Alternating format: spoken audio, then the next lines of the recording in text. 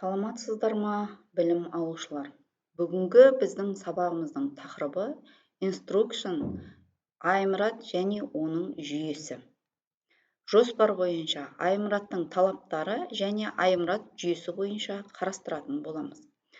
1992 жылы ғылыми ақпарат институты Томсон корпорациясының бөлігіне айналды және ол қазіргі уақытта Thomson Reuters корпорациясының бөлігі болып табылады.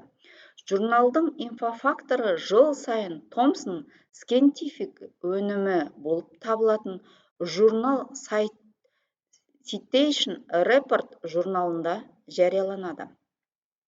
Scopus Elsevier компаниясының ізденістік платформасы.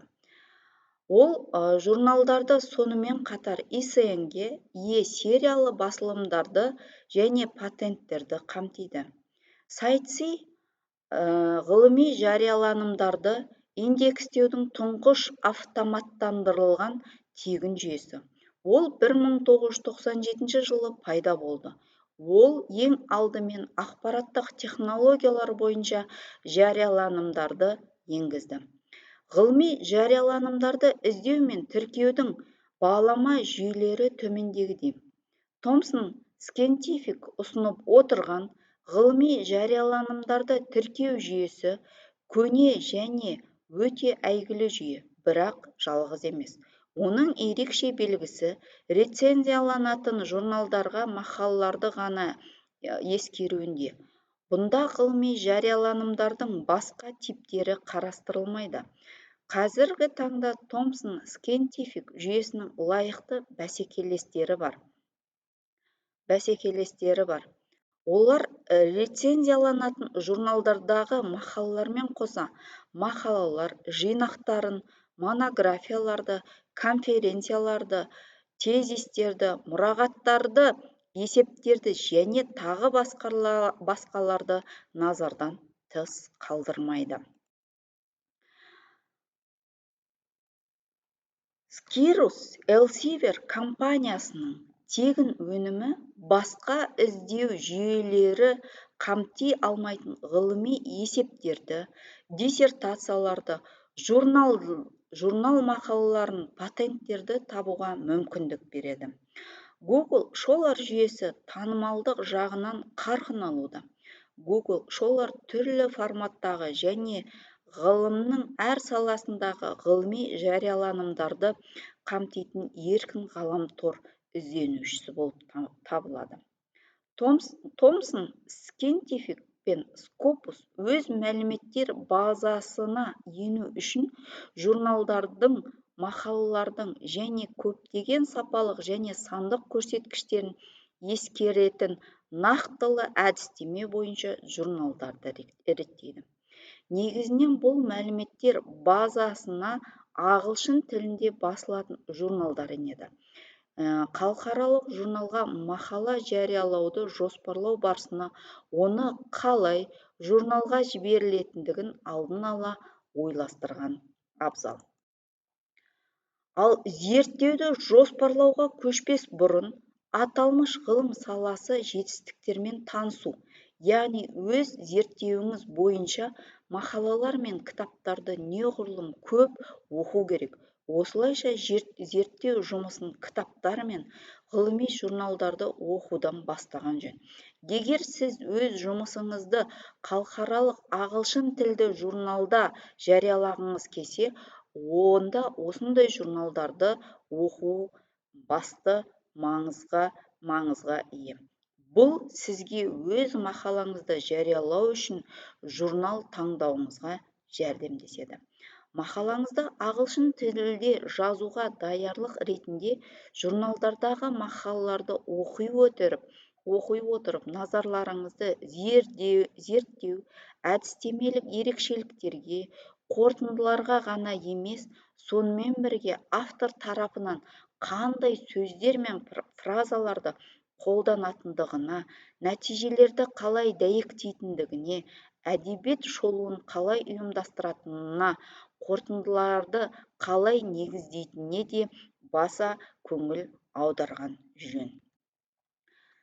Сіз ағылшын тілінде мақала жазып жатқан болсаңыз немесе оны ағылшын тіліне аударту мақсатында жазып жатсаңыз, онда төмендегі мәселелерді қаперіңізге ұстаңыз. Халықаралық журналдағы мақала әртүрлі елдердің профессионал зерттеушілеріне арналады. Ғылым ортақ және оның ұлттық сипаты жоқ. Метафора, аллегория тәрізді әдеби тілдерді пайдаланбаңыз. Олар оқырманды мақала мәнінен аулақтатады және аударуда қиындық туғызады. Ұзын сонар сөйлемдерді қолданудан аулақ болыңыз. Мүмкіндігінше иллюстрацияны мейлінше көп пайдалануға тырысыңыз. Терминдерді қолдануды дәлдікті сақтаңыз. Жаңа терминдер мен аббревиатураларды тек қажет жағдайда енгізіңіз. Егер жаңа термин енгізетін болсаңыз, оны айқын анықтамасын ұсыныңыз.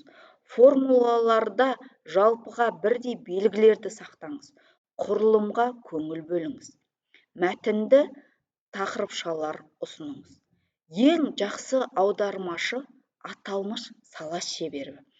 Себебі ағылшын тілі маманы өз мамандығын жақсы меңгеруі мүмкін, алайда сіздің мамандығыңызды жетік білмеуі мүмкін. Сондықтан да аударту тәжірибесі бар маманға жүгінген абзал.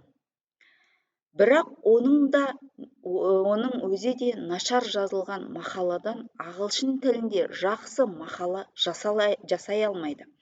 Көптеген мақалалар, журналдар бірегей тәжірибелік зерттеу нәтижелерін сипаттайтын мақаланың төмендегідей бөлімдерінен тұруын талап етеді. Атауынан, рефераттан, кіріспеден, материалдар мен әдістерден, нәтижелерден, талдаулардан, алғыстардан, яғни әдебиеттер тізімінен тұруы міндетті. Бұл формат қысқартылған түрде аймұрат деп аталады. Кейде аймұрат аббревиатурасы ә әріпі қосылады. А әріпі абстракт дегенді білдіреді. Аймұрат түрінде қолданылады.